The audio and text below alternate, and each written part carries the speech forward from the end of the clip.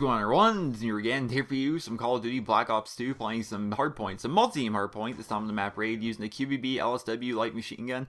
And usually, quick note, when I use an LMG, I typically like to use like an EOTech sight or a red dot sight or something like that to kind of give me an optical advantage downrange, and to kind of take advantage of the fact that the LMGs are really good downrange. But for this gameplay, I'm doing something a bit different. It's an older gameplay, but still, I'm using the QBB. I got quick draw and adjustable stock on, as well as a lightweight perk. So I'm essentially taking my light machine gun and making me move around, zip around the map like as if it were an assault rifle.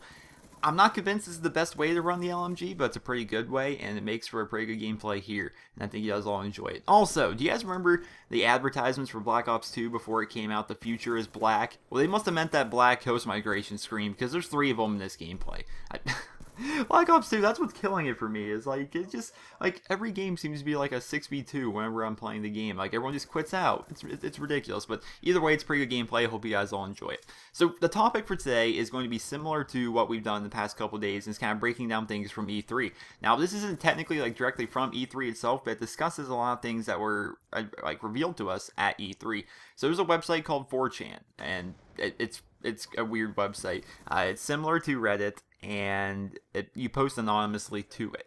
And someone posted there claiming to be a Microsoft engineer, which, the legitimacy of that, no one really knows. It's an anonymous thing. But he did go ahead and try and make a lot of effort to prove that he was a part of Microsoft without revealing exact details about himself so that he wouldn't lose his job.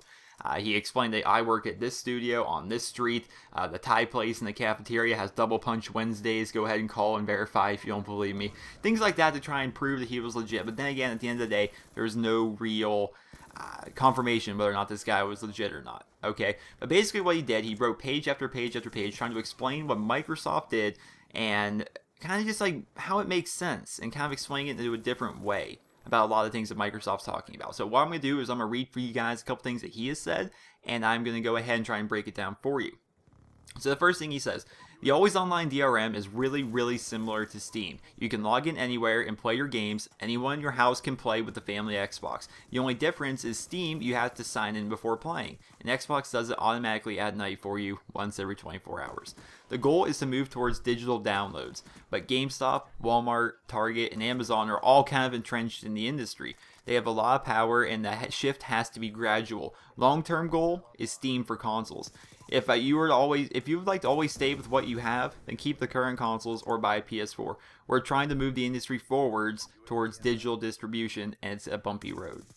So what this says to me, it makes sense too. The always online DRM, it's really not that bad of a thing. Like people say, like I can't play online. Or I talked about this in a video yesterday. Like you have to be connected to the internet to be able to play your game every 24 hours.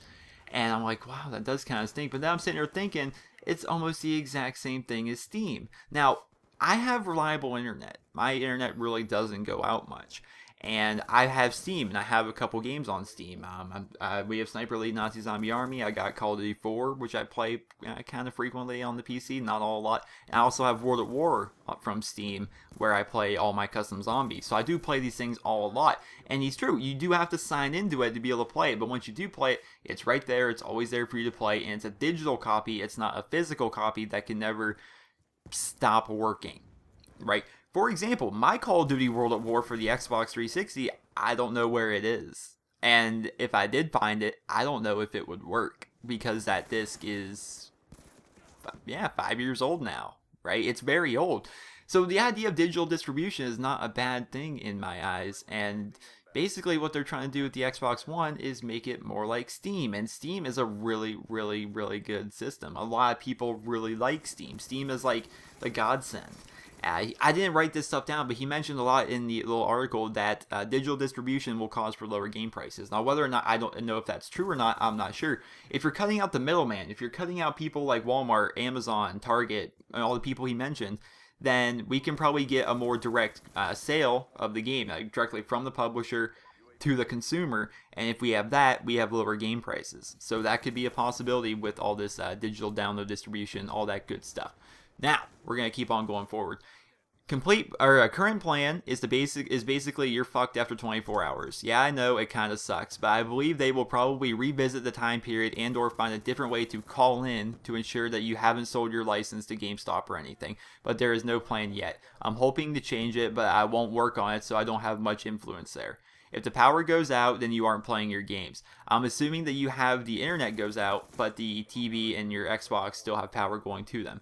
Yes, you're kind of fucked for single player games. Again, that's the plan of record, but I expect it to change after the E3 clusterfuck. So like I said, this website's anonymous. So part of me is like, wow, I don't think a Microsoft engineer would be cursing every other sentence. But then again, this is 4chan. It's an anonymous website. He apparently is a big 4chan user, and he's being himself. Like he's not like in professional mode. Like what he's saying isn't going to be reviewed by the board of directors at Microsoft. It's him posting on a website. Whether or not it's real or not, I don't know. But what he does kind of make sense. So there was just kind of this huge cluster of hate and chaos when they said at E3 that they were going to have to do an always online check every 24 hours.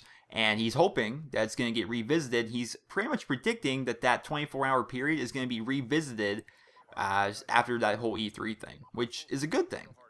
So the reason they're doing this always online check is they check like your licenses on your games to make sure that you still own the license to that game and that you haven't sold it to GameStop. Therefore, they need to check if you're online every 24 hours.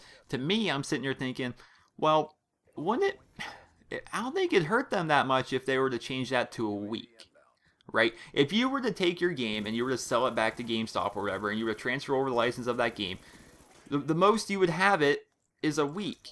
Right? What's the worst of it? The longest you'll have like the license for that game is a week even after you sold it, which isn't a big deal. And this way, they only check if you're online once every week. Now, if you don't have internet for an entire week, then chances are you're not an online gamer, so it shouldn't matter to you. You're not a gamer in general. This is 2013. It does make sense that everybody has internet. You're watching this video, you have internet, be it on your phone, be it Wi-Fi, be it on your tablet, be it on your console. Some people actually watch on the console, or be it on your PC. You have internet. I have internet. When was the last time you went a week straight without internet? Right? Even a single a drop of internet for 5 minutes. When's the last time you went an entire week without that? Because that's all it's going to take is that like drop of internet for 5 minutes to verify that you still have the licenses for your games within your console. I think that's a pretty freaking good idea. If they were to change this once every 24 hours thing, I mean, how much money could they really lose by changing it from 24 hours to a week? Right? If they were to go ahead and do that, to me, that makes perfect sense. And I don't think anybody can complain about it. You know, there's a lot of people like, this is like console war time. And I understand console war time is like, oh my goodness. I made a video about the Xbox One versus the PS4. And it kind of got a lot more attention than I thought it would. And it's got like 2,000 comments of just people arguing over which is better, Microsoft or Sony. And it's ridiculous, and that's how it is. But I understand that a lot of people are like on the PlayStation 4 bandwagon. But even those of you who are like, shall I say PS4 fanboys? I know that sounds childish, but even those of you who really love the PlayStation, have always stood by the PlayStation, even you guys, do you think it would be the worst thing in the world if they checked if you had internet once a week? If they checked if you had internet once a week, that basically does nothing. It also kind of like paves the way so we can have more digital distribution, so we can download these things and not have to have physical copies and have lower prices for our games, apparently. That's what they say, we're going to have lower prices for our games. I think if they were to change it to once a week, then we're good. And then there's really no complaining there. And you're like, oh yeah, well, used games that. Well, the thing about used games, they're a ripoff anyway. And he actually talked about it in the article. There's a link in the description to this entire shall I say post, you guys can read it through for yourselves. But GameStop's a ripoff anyway. I took back like 7 or 8 games, and a lot of them were current games like NBA 2K13, NHL 2K13, or no, NHL 13. That's an EA title, not a 2K title.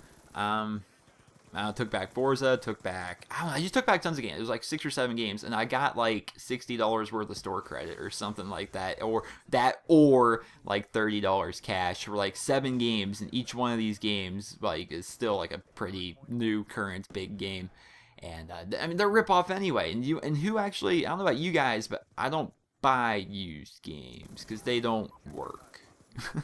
Right? You can have like a disc that looks good, But for example, my World at War disc, it looks pretty good. I mean, there's maybe one scratch on it. It looks pretty good. It won't load the map cliffside. The map cliffside freezes the disc, and that's kind of how it goes.